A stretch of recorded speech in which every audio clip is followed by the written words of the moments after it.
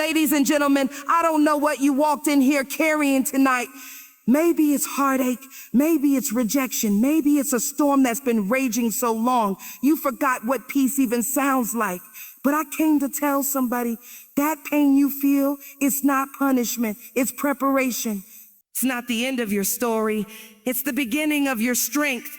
Because every tear you cried in silence, every moment you questioned your worth, every time life broke you down, God was building something within you that couldn't be built in comfort. So don't despise the pain. Don't curse the process, because the strength you'll walk in tomorrow will be born from the struggle you're surviving today. Let's go deeper. Pain is a seed, not a sin. We live in a world that often treats pain like a punishment, like a signal that we've done something wrong or that we've fallen short somehow.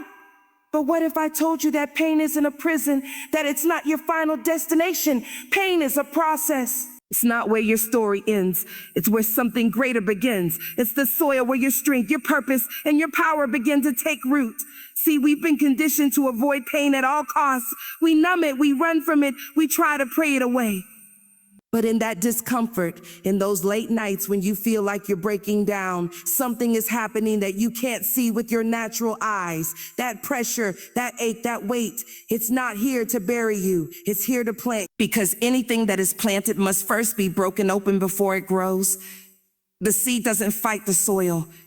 The seed surrenders to it, knowing that darkness doesn't mean death. It means development. So many of us walk through life thinking that the hard places are evidence that we're off track. But sometimes the struggle is the strongest sign that you're exactly where you need to be. The pain didn't come to stop you. It came to shape you. It came to stretch you, to prepare your heart, to deepen your roots so that when your season comes, when your purpose blossoms, you won't crumble under the weight of it. There's a reason why you didn't break, even when you felt shattered. There's a reason why you're still standing after the storm that was sent to destroy you. That's not luck. That's not coincidence. That's the seed in you doing its work. That's growth. That's grace. And grace doesn't always look like ease. Sometimes grace looks like the strength to endure when everything inside you wants to give up. Sometimes grace is the fact that you're still breathing, still believing, still pressing forward with a heart that refuses to be hardened by what it's been through. Pain is a revealer. It shows you what's inside you that comfort never could. It pulls things to the surface, the fears, the insecurities, the lies you believed about yourself. And as they come up, you finally have the chance to confront them, to challenge them, to replace them with truth. You don't even realize it, but that pain is pruning you. It's cutting off the dead weight. It's stripping away the things that can't go with you into your next season. You may not like the process, but the process is necessary. Because a seed can't stay a seed forever. If it does, it dies without ever becoming what it was created to be.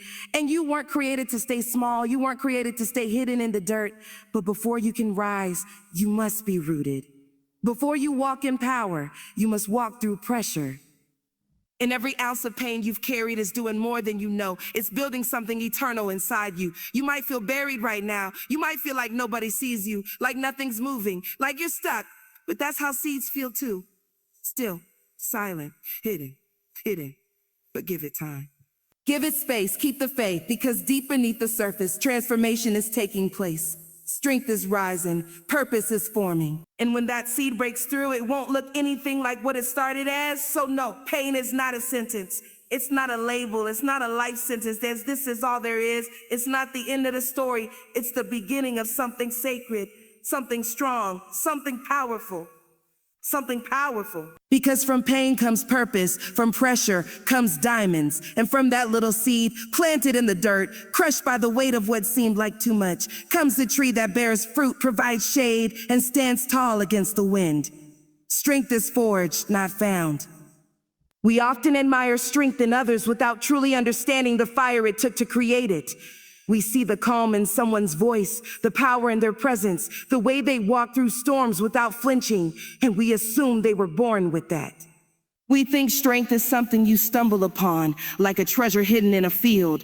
But strength isn't something you find. It's something you forge. It's shaped. It's built. It's earned through trial, through pain, through resistance, and through faith in moments when nothing makes sense. Strength doesn't come from the mountaintop. It comes from the valley. It's in the nights when you had no one to lean on but God. It's in the mornings you had to get up while your heart was still breaking. It's in the moments when you wanted to quit, but you didn't. When the door slammed shut in your face and you still had the courage to knock again. That's where strength is forged, in the fire, not in the fantasy. See, forging is a process. In metalwork, forging means applying pressure, heat, and force to shape something hard into something useful. It's intense, and it's uncomfortable, and it takes time. But by the end of it, what you have is stronger than it was before. It's no longer fragile. It's no longer just raw material. It becomes a tool, a weapon, a masterpiece, and your life is no different. You don't get strong just by reading about it, wishing for it, or watching someone else carry it. You get strong by living through what tried to break you, by enduring when the weight was heavy and still choosing to show up. The situations you thought would destroy you were actually assignments meant to develop you. They were your personal forge. That betrayal, it taught you who you are without needing validation. That failure, it taught you resilience. That loss, it taught you how to love deeper, how to appreciate life with the tenderness only pain can teach. Too many people want the reward of strength without the responsibility of the struggle. They want to lead without ever being tested. But how can you carry others if you've never had to carry yourself? How can you speak to someone else's storm if you've never made it through one of your own? True strength isn't loud. It doesn't always roar.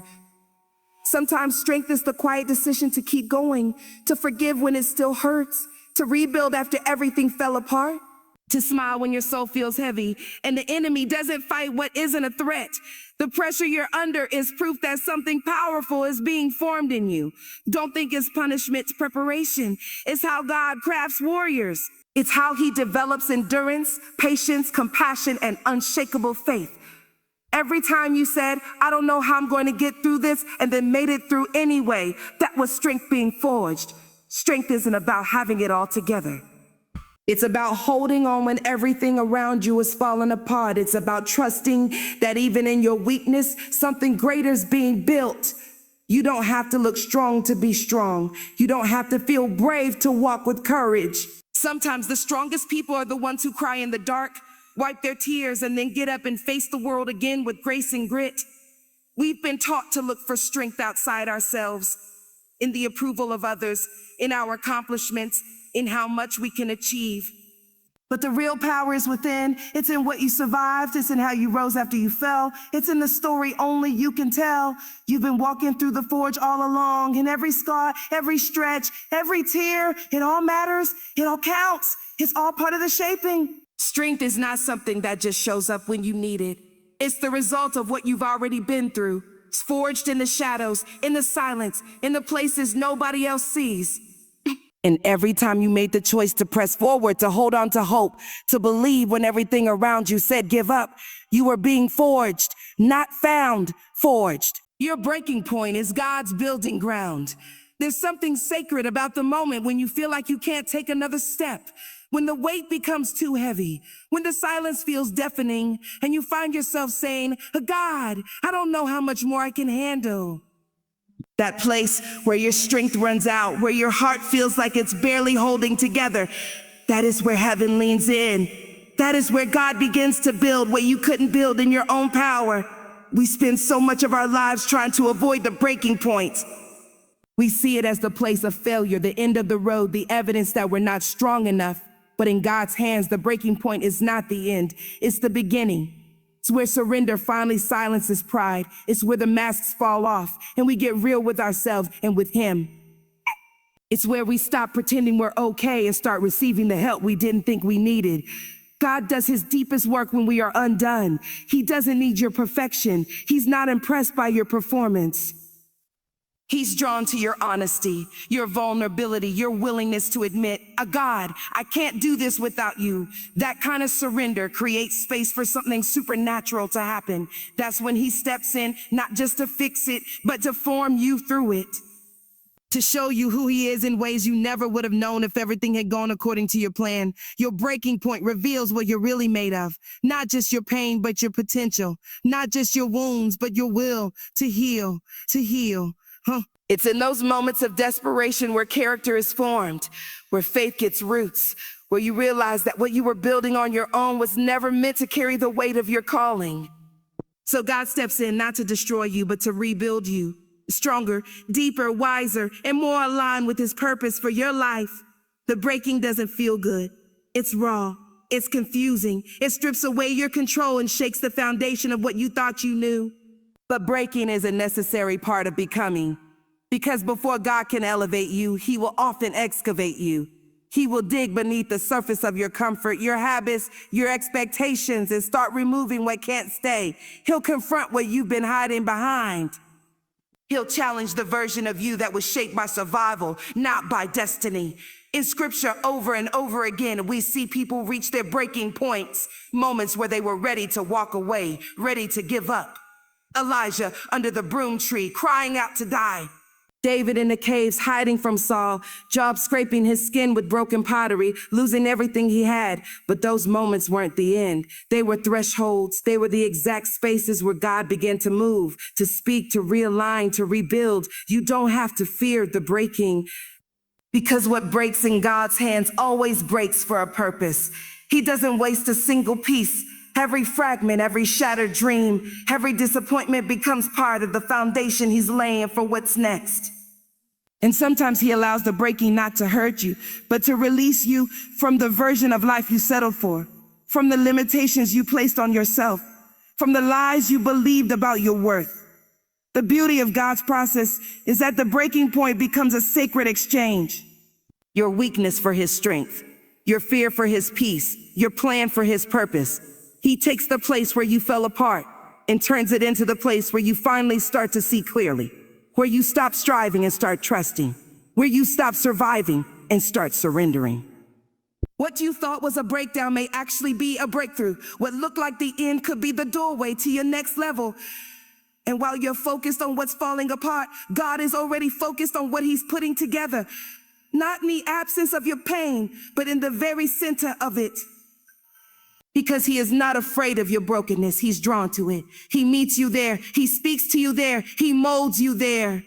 And when the dust settles, when the tears dry, and you look back at what you've walked through, you'll realize something powerful happened in that moment. You called your breaking point. You didn't just survive it. You were rebuilt in it, reborn in it.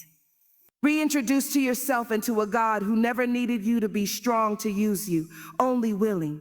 Growth never feels like glory in the moment. We love the idea of growth when it's presented in highlight reels and victory speeches. We celebrate the transformation, the success, the triumph. But what we rarely talk about is the process, the messy, uncomfortable, often painful journey that growth actually is. Because real growth doesn't happen in stages of celebration. It happens in stages of struggle. It doesn't feel like glory when you're in the middle of it. It feels like confusion. It feels like isolation. It feels like stretching beyond what you thought you were capable of. Growth often starts with disruption. Something shifts, something ends, something breaks, and suddenly you're no longer who you used to be, but you're not yet who you're becoming. You're in between. You're in between. You're in the tension. That's where growth lives, in the unknown, in the discomfort, in the waiting. And in those moments, there's no spotlight. There's no applause. There's just you facing parts of yourself that you never had to confront before. When you're truly growing, it feels like loss. You start letting go of people, patterns, and places that no longer align with who you're becoming. That's not easy. It's not glamorous. It's not a moment you post about. It's a moment you pray through. Because growth will cost you. It will cost you your comfort, your certainty, and sometimes your circle. But what it gives you is worth far more than what it takes. It gives you truth. It gives you strength. It gives you clarity about who you are and what you're called to do. There's a reason it hurts before it heals. Growth requires breaking old habits, unlearning lies, and confronting fears you've buried deep. And that kind of inner work is not always beautiful to watch. It's heavy, it's emotional, it's exhausting, but it's also sacred. Because it's in those very moments when you think nothing is happening, when you feel like you're standing still, that the most powerful changes are taking root beneath the surface. Think about how a seed grows. It goes into the soil, dark, hidden, buried. For a long time, nothing seems to happen. There's no sign of life, but deep in that darkness, things are shifting. Roots are spreading, foundations are forming, It looks like nothing, but it's everything. And when it finally breaks through the ground, when others begin to notice the change, they're only seeing the result, not the process that made it possible. That's what real growth is like. It's invisible before it's evident. It's lonely before it's celebrated, and it's hard before it's holy. The moments where you want to quit, the moments where you question if it's worth it, those are the very moments that matter most. Because that's where your character is being refined. That's where your faith is being tested. That's where your vision becomes clearer. Not because everything makes sense, but because everything unnecessary is being stripped away. Growth demands honesty. You have to be willing to tell yourself the truth about what's no longer working. You have to be willing to admit when your comfort zone has become a cage. You have to stop pretending you're okay staying small when you were made for more.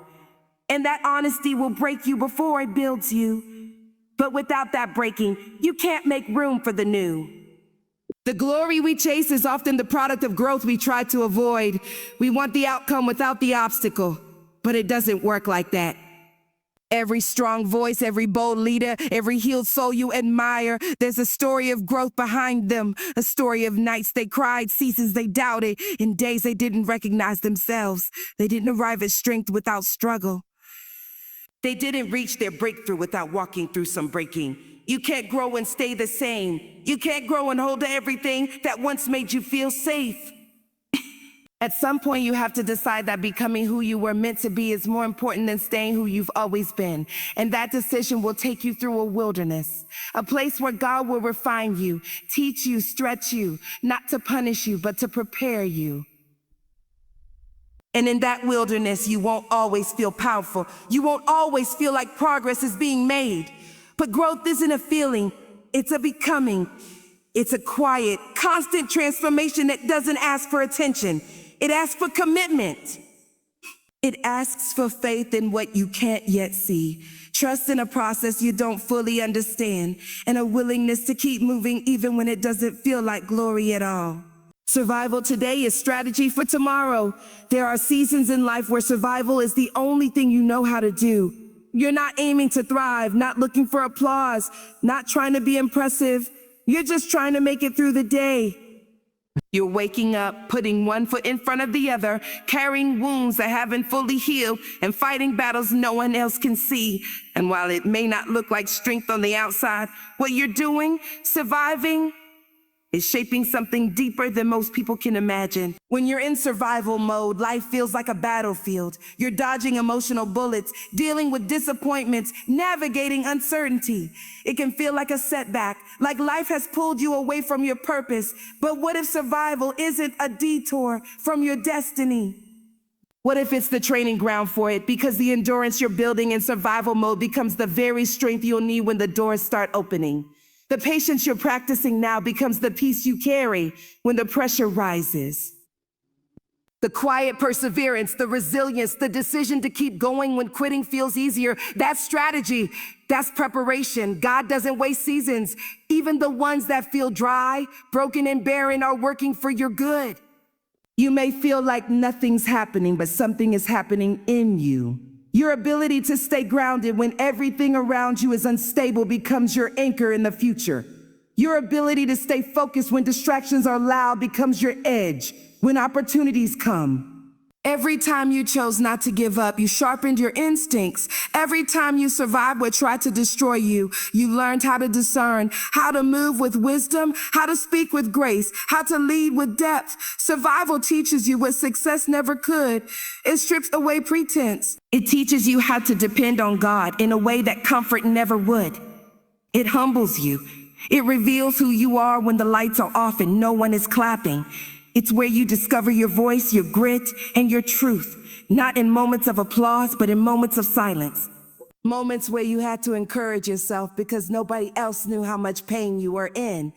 Moments where you had to believe in a better tomorrow, even when today looked like a disaster.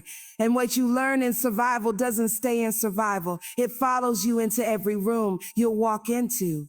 It becomes the quiet confidence that speaks louder than any title. It becomes the wisdom that guides your decisions. It becomes the discernment that protects your peace. That season you thought was trying to break you was actually teaching you how to build. That pain you thought was a punishment was actually revealing your power. That wilderness wasn't just a place to endure, it was a place to evolve. Too often we try to rush through survival seasons. We want to fast forward through the discomfort, skip the process, and get straight to the promise. But there's something sacred about survival. It's where God meets you in your rawest form. It's where faith is no longer theory, it's necessity. It's where hope becomes a habit, not a feeling. And that kind of spiritual muscle doesn't just appear. It's forged day by day, prayer by prayer, choice by choice. The strategies that will elevate you tomorrow are being birthed in the survival you're mastering today. You're learning how to move with integrity when it would be easier to retaliate. You're learning how to be still when everything tells you to panic. You're learning how to listen when you're tempted to react. These are the tools you'll carry into rooms that require more than talent. They'll require temperament. They'll require character. They'll require the lessons that only come from surviving something that tried to bury you. And even when you didn't see it, God was there. In every tear, in every breakdown, in every moment of exhaustion. He was preserving you, molding you, stretching you, not just so you could make it, but so you could lead others out too. Survival seasons give you compassion. They give you empathy. They give you a story worth telling. A story that reminds people that it's okay to not have it all together, that there's beauty in the struggle, and that strength often shows up looking like simply refusing to quit. What feels like barely holding on today may be the very thing preparing you to take hold of something greater tomorrow. Because the pain you survived didn't come to define you. It came to refine you, to sharpen your spirit, to deepen your trust, to clarify your vision. And when the day comes that you're no longer just surviving, but thriving, you'll recognize the strategy God was building all along. Delay is not denial, it's divine development. There are moments in life where it feels like everything is moving except you. You see people rising, dreams coming true around you, doors opening for others, and you start to wonder if God forgot about your name. You've been praying, waiting, sowing, showing up with faith, and still the promise hasn't manifested. And in that quiet space between expectation and fulfillment, the enemy whispers lies. Maybe it's not meant for you. Maybe you missed your moment. Maybe you're not enough. But delay does not mean denial. Delay is often God's way of doing something deeper, something richer, something lasting that doesn't just elevate you, it transforms you. See, we think we're ready, but God knows when the foundation is strong enough to hold the weight of what we're asking for.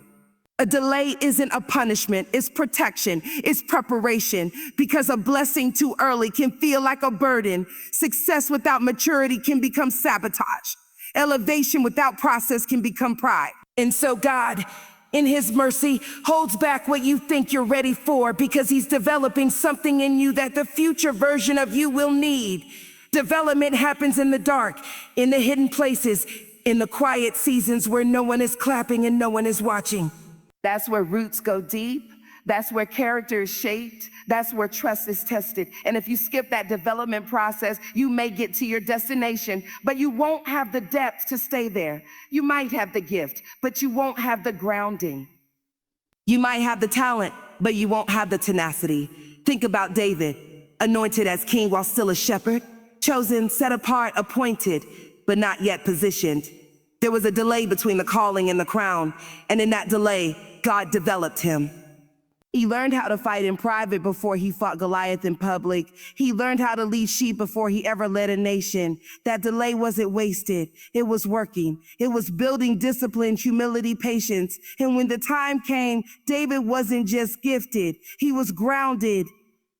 Some of your greatest breakthroughs will come not from rushing ahead, but from learning how to be faithful in the waiting, from trusting that the silence of heaven is not the absence of God, from realizing that just because the spotlight isn't on you yet doesn't mean God isn't shaping you. There are some things He can only teach you in the delay, some wisdom you can only gain through the process, some strength that can only be forged in the waiting room.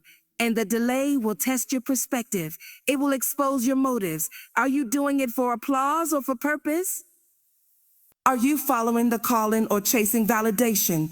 Are you prepared to carry what you've been praying for? God won't send you to the next level just to watch you crumble under pressure. He'll take his time because what he's building in you isn't temporary, it's eternal, it's legacy work. It's generational impact. So instead of resenting the delay, start recognizing it as divine. It's not that God is holding you back. It's that he's setting you apart. He's pruning. He's refining. He's aligning things you can't even see yet. That relationship that didn't work out, it was part of the protection. That opportunity that passed you by, it wasn't rejection. It was redirection. That season where everything felt still, it was sacred space for healing, clarity, and recalibration. We live in a culture that glorifies speed, that celebrates quick results and fast success. But God is not in a rush. He's timeless. He sees the whole picture, and he knows what's coming 5 years from now that you don't even know to pray for yet. That's why he works in layers. That's why he takes his time, because what he's doing in you is too important to be rushed. Every delay is an investment in your durability. Every not yet, see yet is a divine hold on. I'm still working. The enemy wants you to believe that delay means disqualification. But God uses delay as a classroom, a place to learn how to wait with joy, a place to serve with excellence even when recognition doesn't come, a place to grow so deep in identity that when the promise does show up, you won't be swayed by people's opinions or shaken by external pressure. You'll be ready not just to receive it, but to sustain it. You might feel stuck, but God is still moving. You might feel forgotten, but heaven still has you on schedule. You might feel overlooked, but nothing that's yours will pass you by. The delay is not the death of the vision, it's the development of the vessel.